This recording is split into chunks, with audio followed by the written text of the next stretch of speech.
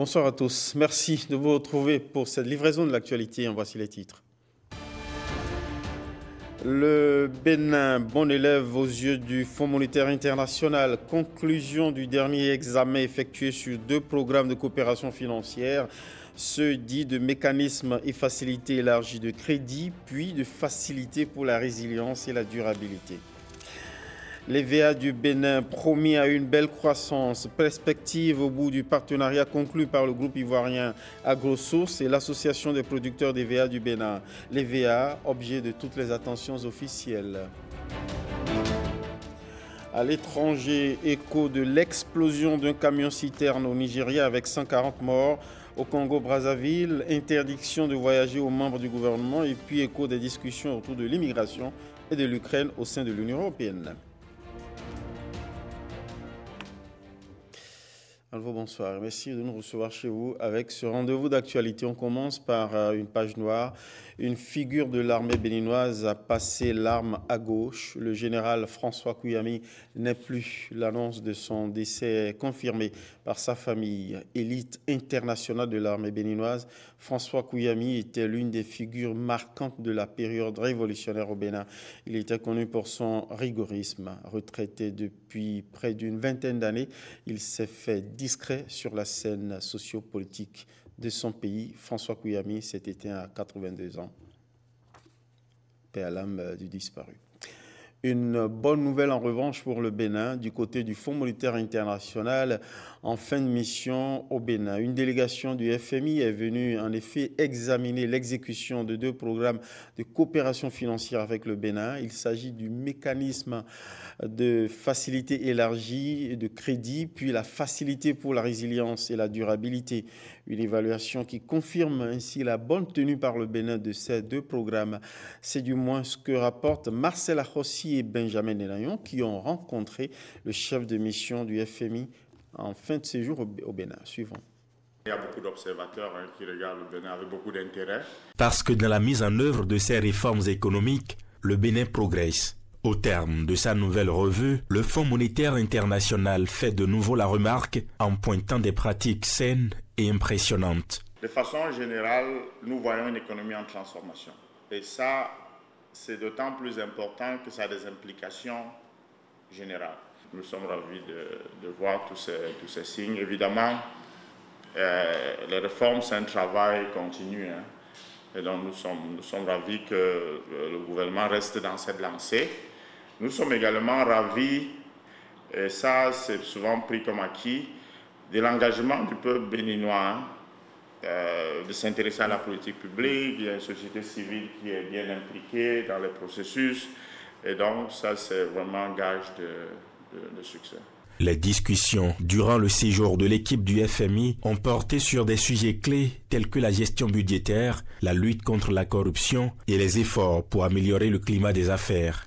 Les résultats sont encourageants et témoignent de la détermination du gouvernement à respecter les engagements pris dans le cadre des programmes du FMI. Les engagements qu'on a avec le gouvernement du Bénin, c'est à hauteur de 850 millions de dollars. Donc vraiment, pour la taille relative de l'économie béninoise, ça c'est une marque de confiance très forte que notre conseil d'administration porte sur le Bénin.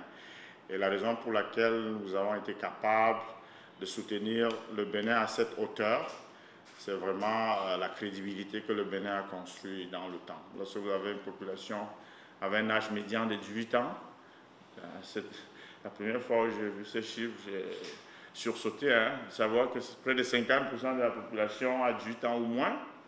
Quand même, ça fait un futur, ça fait que si ces fondations continuent à être solidifiées, ça fait des opportunités énormes. À la suite de cette mission, le Bénin pourrait espérer un décaissement allant jusqu'à 95 millions de dollars, un nouveau souffle aux efforts du pays pour atteindre ses objectifs de développement durable et renforcer sa stabilité économique. Autre annonce plutôt optimiste, l'EVA ou l'arbre à caoutchouc n'est pas aussi vedette que le coton ou le soja, en tout cas pas pour l'heure, mais ça ne saurait tarder. C'est ce qu'annonce cet accord de partenariat intervenu entre le groupe ivoirien AgroSource et l'association des producteurs d'EVA du Bénin. L'engagement noué par les deux parties sous la houlette du ministre Gaston Dossoui a été rendu public aujourd'hui. Si tout va bien, on verra hisser la production de l'EVA comme l'une des productions phares du PAG Agriculture. Précision avec Renaud Akapo, Jules Akweikou et Blaise Adampo. La filière EVA est promise à un bel avenir au Bénin avec la signature de cet accord de partenariat. Avec sa multinationale africaine, le groupe ivoirien AgroSource a pris l'engagement de valoriser cette spéculation à travers la facilitation de l'accès au financement et le développement de la transformation locale. Cet accord consiste à un partenariat entre l'association des producteurs d'EVA du Bénin et le ministère de l'Agriculture pour le développement et la filiarisation du secteur évéicole. L'intérêt pour nous aujourd'hui, c'est de pouvoir racheter leur production. Donc pour pouvoir acheter leur production, on se positionne comme partenaires qui pourront les aider tout au long de leur process, de leur cycle d'exploitation. On va vraiment pouvoir les appuyer, que ce soit financièrement, que ce soit techniquement, pour qu'ils puissent exploiter au mieux leur production. Le groupe ivoirien AgroSource se positionne ainsi comme un partenaire de choix pour l'envol de la filière avec des accompagnements divers qui seront octroyés aux producteurs locaux dans le but d'améliorer leur productivité. La nuit a été longue, mais le jour est enfin là. Nous souhaitons que l'événement de ce jour marque le démarrage effectif des activités évicoles pour le bonheur de tous les acteurs de cette filière au Bénin. Planteur d'EVA lui-même, le ministre Gaston Dossoui a salué le lancement d'un chantier d'envergure qui va booster la filière EVA et son industrialisation. Je suis particulièrement heureux de ce que cet accord intervienne ce jour pour ouvrir le champ aux plantations qui doivent être saignées et pour permettre aux autres de mieux entretenir leurs plantations et d'avoir l'assurance que le caoutchouc sera commercialisé ici au Bénin. Par ailleurs, l'ambition que nous avons est de voir ces plantations se développer davantage et que la chaîne de transformation soit mise en place ici. L'EVA est de l'or pour le planteur. Sa récolte se fait 10 mois sur 12 et il reste la seule culture au monde dont le revenu est mensuel et dure au moins 5 ans. On va changer totalement de secteur d'activité et aller vers ces assises dédiées au renforcement de la cybersécurité en Afrique qui sont déroulées à Cotonou. Elles regroupent ces assises des formateurs, une dizaine en tout de différents pays, dans le cadre de CIM3, entendez Security Incident Management Maturity Model. Intérêt et enjeux avec Benjamin Denayon et Alexandra Diotan. Plus grand réseau d'équipements interconnectés dans le monde, Internet est aujourd'hui une ressource partagée. Particuliers, entreprises, organisations et États en font usage, chacun dans un but spécifique. Le nombre d'utilisateurs s'accroît au jour le jour avec les risques y afférents, notamment la multiplication de cyberattaques. Toutes nos économies aujourd'hui étant très numérisées, se sont retrouvées face à beaucoup de défis. Lesquels défis sont des défis de sécurité. Donc dans chaque pays, il y a des équipes de sécurité au niveau de plusieurs structures qui essayent d'accompagner les entreprises, les administrations et même les citoyens dans des situations difficiles lorsqu'ils ont des cas de cybersécurité dans leur système. L'apprentissage ici reste un processus continu. Ces équipes se doivent d'actualiser et de maintenir à jour leurs connaissances. Le CIM3 est l'un de ces modèles-là qui permet d'apprécier le niveau de maturité d'une équipe de sécurité et qui permet en plus d'aider une équipe de sécurité à évoluer dans son parcours de maturité. Venus des pays de la sous-région, dont le Kenya, le Togo et le Burkina Faso, ces spécialistes, avec leurs pairs du Bénin, seront mieux outillés sur le CIM3. Cette formation des formateurs permettra à chacun d'évaluer d'abord le niveau de maturité et de le renforcer. Sur les 11 participants à cette formation, le Bénin en a 5. Et ces 5-là sont autant de ressources pour notre écosystème, pour notre cyberespace. Pour moi, participer à cette formation CIM3, cela va me permettre de créer notre équipe de cybersécurité au sein de Wakren et d'aider aussi les différents réseaux nationaux. Les différentes parties prenantes se donnent la main à travers cette formation pour un cyberespace beaucoup plus sécurisé. La fonction publique béninoise s'ouvre davantage. Non, nous ne voulons pas parler de recrutement. Allons plutôt à Kandi pour voir de quoi il s'agit. Les acteurs du ministère du Travail et de la fonction publique ont lancé des journées portes ouvertes du dit ministère, des journées dédiées à la commémoration de la journée africaine de la fonction publique. Au Sénia Deleke, Judy Kaelaïla.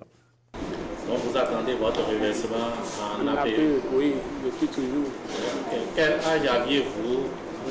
Sensibiliser les agents de l'État sur les différentes prestations en matière de fonction publique et aussi recenser les difficultés et les préoccupations liées au suivi de leur carrière et de les traiter. C'est l'objectif de ces journées portes ouvertes du ministère du Travail et de la fonction publique. Cette activité sera l'occasion pour les cadres du ministère du Travail et de la fonction publique de partager les connaissances et les expériences sur les bonnes pratiques de gestion des ressources humaines et les réformes entreprises dans ce domaine pour renforcer l'efficacité de l'administration. Ces journées portes ouvertes s'inscrivent dans le cadre de la commémoration de la journée africaine de la fonction publique. Des thématiques seront développées. Ces thématiques-là s'articulent autour de la gestion de la carrière des agents de l'État, la mobilité professionnelle des agents de l'État et la formation, puisque c'est une préoccupation aujourd'hui récurrente, et les réformes sur la retraite. Suivi et contrôle de la carrière des agents de l'État au niveau sectoriel et départemental. C'est le thème retenu cette année pour la commémoration de la journée africaine de la fonction publique. Dans le département de la Liborie, le plus septentrional du pays, c'est le département où on a plus besoin de vous qu'ailleurs. Je suis vraiment ravi de cela. Je n'ai jamais su que quelque chose comme ça se passe au Bénin. Hier, j'ai eu l'information. J'ai dit, je vais venir pour finir avec mes problèmes. Ces journées portes ouvertes sont également une occasion pour les acteurs de partager les connaissances et les expériences sur les bonnes pratiques de gestion des ressources humaines. Les élections générales approchent à grands pas au Bénin et pour conjurer les lendemains funestes avec leur lot de contestations, la Commission électorale nationale autonome ménage sa monture. Elle a initié ce jeudi un atelier d'échange pour passer en revue les questions liées au recrutement des agents électoraux, leur qualité et leur formation ainsi que la gestion de l'observation électorale. On fait le point de la cérémonie d'ouverture avec Renaud Akapo, Mathieu Sokanou et Ulvaeus Balogun.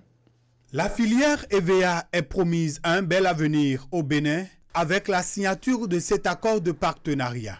Avec sa multinationale africaine, le groupe ivoirien AgroSource a pris l'engagement de valoriser cette spéculation à travers la facilitation de l'accès au financement et le développement de la transformation locale. Cet accord consiste à un partenariat. Toutes nos excuses, petit souci d'aiguillage. On va revisiter ce sujet annoncé.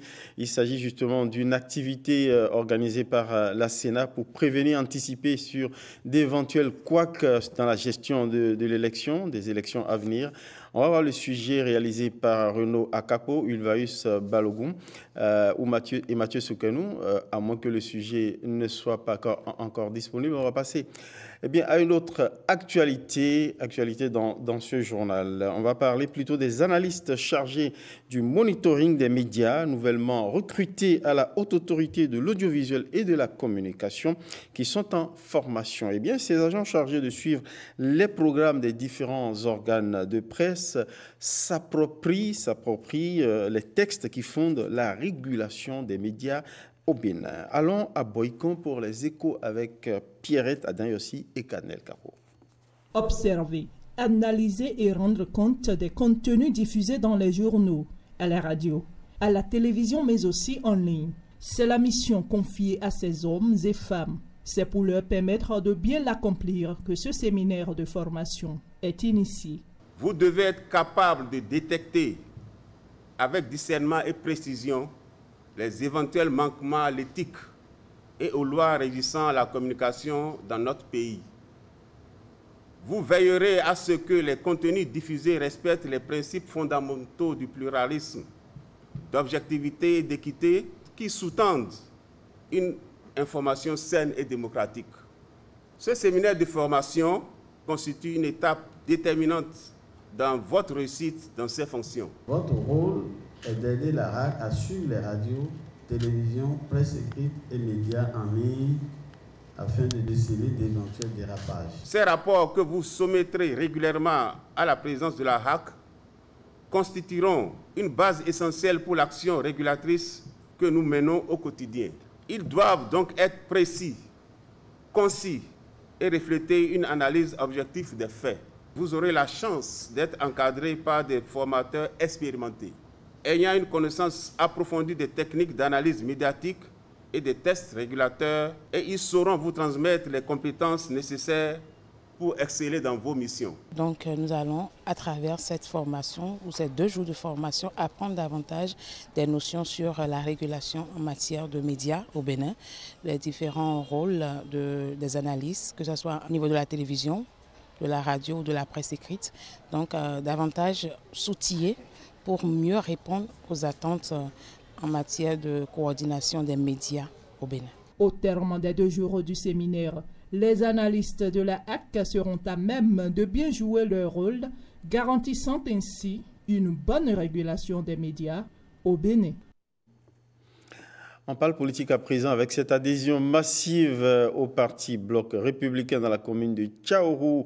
Le chef de l'arrondissement de Tchatchou et plusieurs conseillers locaux tournent dos à l'Union progressiste Le Renouveau pour préférer le cheval cabré. Joël Domagui et les siens répondent ainsi favorablement à l'appel de plusieurs filles et fils de la commune, et ce, devant certains responsables du parti BR. Ikiliru Gounou, Sero et Olviga Messan en étaient témoins. L'amicale des pasteurs évangéliques boucle ses séances de prière pour chaque commune du Koufo à Toviclin avec une intention particulière pour le chef de l'État, son gouvernement et les institutions de la République. Par le biais de l'honorable Benoît Gérard, nous avons pu avoir des politiques à nos côtés pour prier pour notre nation, prier pour qu'il y ait l'amour dans notre pays, prier pour que l'éthique se développe, l'intégrité se développe, la tolérance se développe. Vous avez prié pour le gouvernement. Je voudrais vous dire un grand merci. Vous avez prié pour les communes.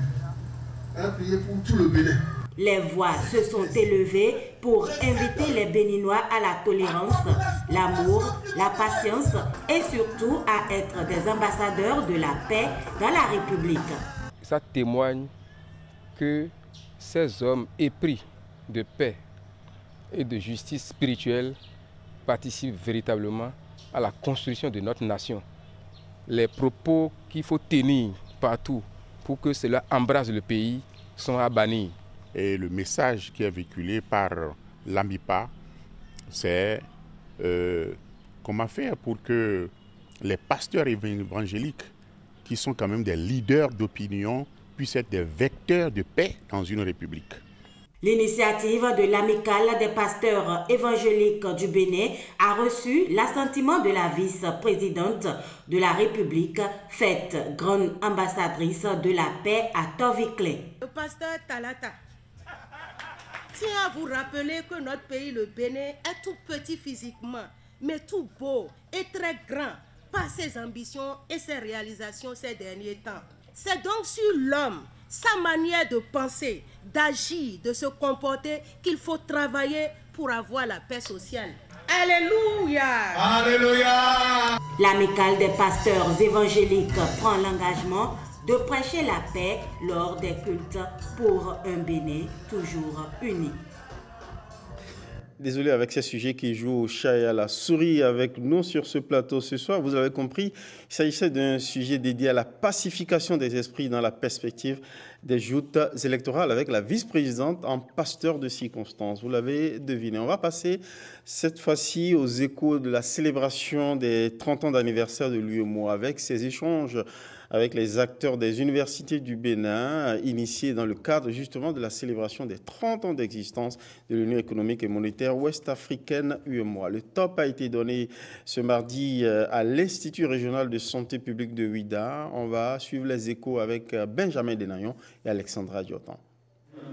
Cette rencontre à l'IRSP de Ouida succède à la grande conférence commémorative organisée le 18 juillet 2024 au Bénin avec pour thème UEMOA 30 ans, une expérience d'intégration résiliente face aux chocs exogènes. Elle est la première d'une série de conférences prévues au niveau des entités universitaires du Bénin. C'est des laboratoires de réflexion, mais aussi des ressortissants communautaires pour faire ce bilan de l'intégration régionale des 30 dernières années, mais aussi des perspectives d'avenir, parce que l'Union, après 30 ans, est en train de se doter d'une nouvelle vision prospective. Plusieurs communications sont prévues autour des sous-thèmes bilan des grandes réalisations et perspectives d'approfondissement de l'intégration régionale. L'Institut régional de santé publique de Ouida est un institut qui regroupe des apprenants de divers pays. Nous œuvrons pour renforcer l'état de santé des populations, pour relever les défis sanitaires et donc cet objectif-là entre en ligne de compte dans le volet santé de l'UEMOA. Donc cette conférence a été justement l'occasion de nous remettre dans le contexte. L'Institut régional de santé publique de Ouida a été l'un des campus retenus. Et ce choix fait par les organisateurs n'est pas anodin, car le développement des citoyens de l'espace UEMOA passe d'abord par la santé publique. Je voudrais rappeler l'engagement des autorités du Bénin à accompagner la commission de l'UEMOA et les autres organes et institutions communautaires dans la mise en application des initiatives communautaires. L'UEMOA, créé le 10 janvier 1994, a pour objectif essentiel l'édification en Afrique de l'Ouest d'un espace économique harmonisé et intégré. La commune de Bonou tente de se reconnecter avec son passé à travers les œuvres d'art, expression vivante de son histoire. Ces œuvres sont exposées depuis quelques mois et sont l'attraction de visiteurs au Palais Royal de Bonou. Et c'est Firmin Bassao et Calvador Arwanou qui nous font faire visiter cette petite expo royale. Des réalisations d'œuvres d'art emblématiques exposées au Palais Royal d'Afamé.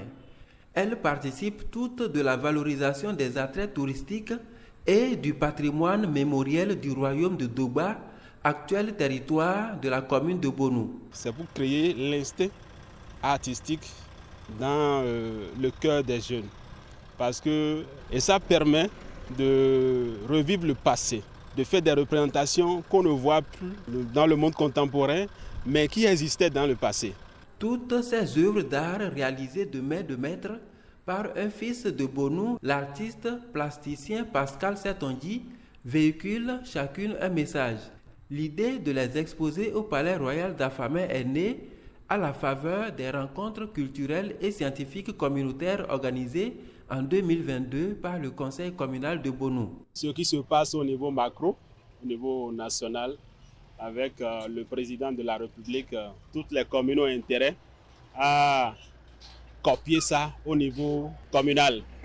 Et c'est dans cette dynamique que s'est inscrite la commune de Bonou. C'est ça que vous voyez à travers ces œuvres qui sont exposées ici aujourd'hui, qui participent à la promotion de la valorisation de l'art dans la commune de Bonou, dans un contexte où il est question de la réécriture de l'histoire de la commune de Bonou à travers cette initiative importante de 2022. Plus d'une quarantaine d'objets d'art réalisés et exposés au Palais Royal de Bonou.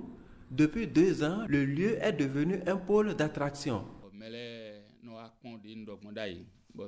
L'installation de ces œuvres d'art est un trait d'union entre ma commune, sinon mon palais et bien d'autres partenaires.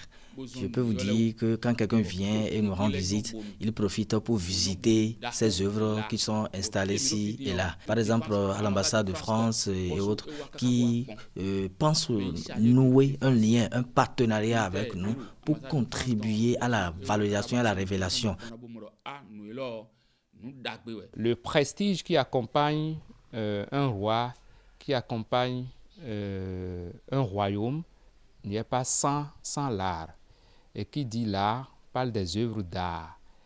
D'abord, quand vous allez dans un palais royal, vous voyez ce que on appelle les artefacts, des dessins qu'on trouve au niveau des murs.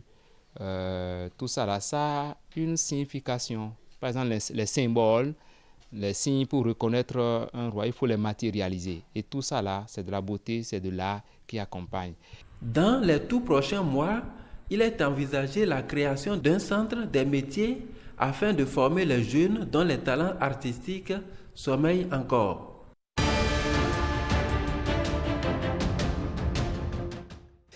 L'actualité internationale nous amène au Nigeria avec cette explosion d'un camion-citerne avec au moins 140 morts, au Congo avec Brazzaville, avec cette interdiction faite aux membres du gouvernement de voyager jusqu'à la fin de l'année. Et puis en Belgique où les dirigeants de l'Union européenne discutent d'immigration et de la situation en Ukraine.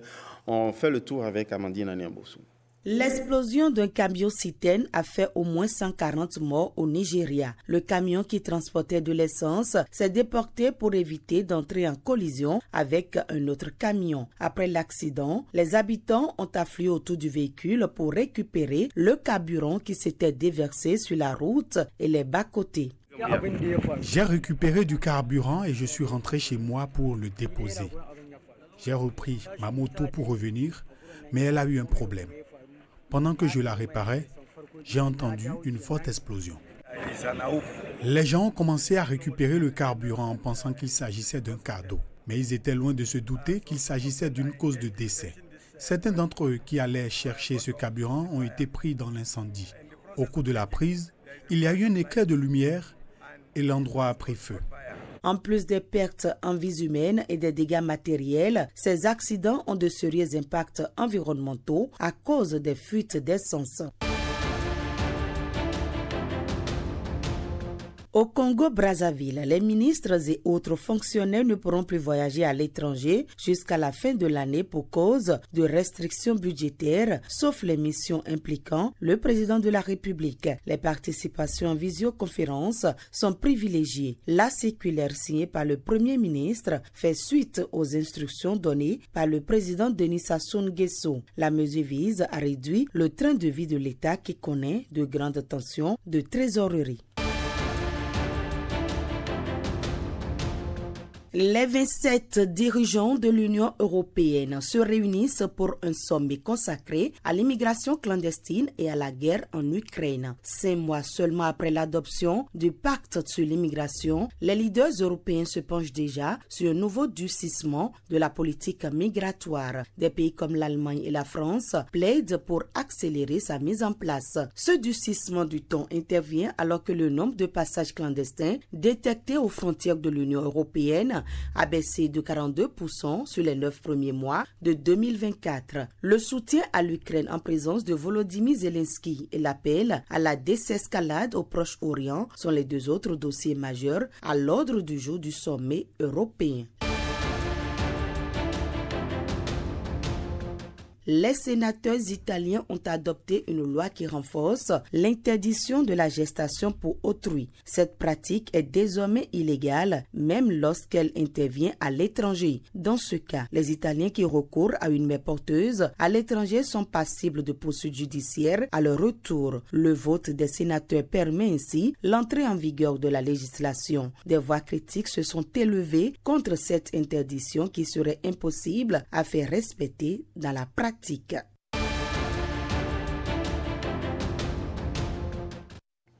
C'est la fin de cette édition. Désolé pour les petits couacs qui sont intervenus. Merci pour votre inépuisable fidélité. Merci à toutes les équipes. Bonsoir chez vous.